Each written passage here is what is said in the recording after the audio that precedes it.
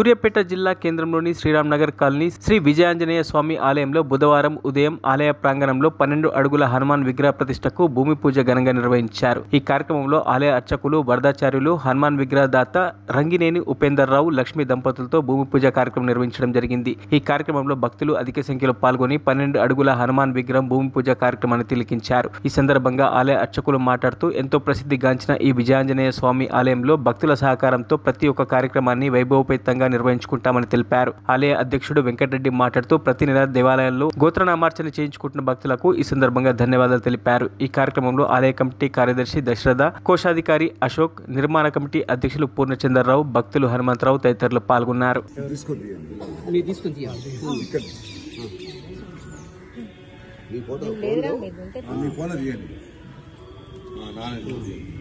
పైన ఒక రాయి పెట్టుకొని అందరు దిక్కొట్టరు, పైన కొడతారుగా.